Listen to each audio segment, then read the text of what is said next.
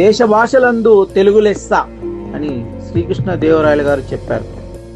దేశ నియోజకవర్గాలందు కుప్పం నియోజకవర్గం లెస్స అని ఈరోజు నారా చంద్రబాబు నాయుడు గారు ప్రపంచానికి చూపిస్తున్నారు.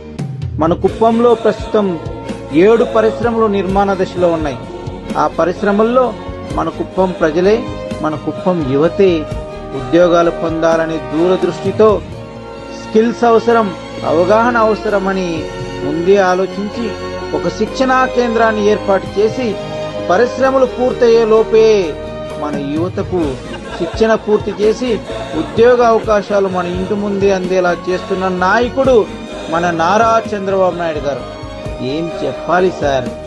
ఒకప్పుడు పుట్టి పెరిగిన మా తాతలు కుప్పం అంటే అడవి అనేవారు. కానీ ఈరోజు పుట్టి పెరిగిన మేము కుప్పం అంటే అదృష్టం, కుప్పం అంటే అభివృద్ధి అని గర్వంగా చెప్పుకునే స్థాయికి కుప్పాన్ని తీర్చిదిద్దుతున్నారు సార్. థ్యాంక్స్ చెప్పడానికి కూడా మాటలు రావడం లేదు సార్. ఎందుకంటే థ్యాంక్స్ అనేది చాలా చిన్న పదం సార్. మా కోసం చేస్తున్న అభివృద్ధి ముందు, మా కోసం మీరు పడుతున్న శ్రమ ముందు ఈ థ్యాంక్స్ అనే పదం చాలా చిన్న పదం సార్.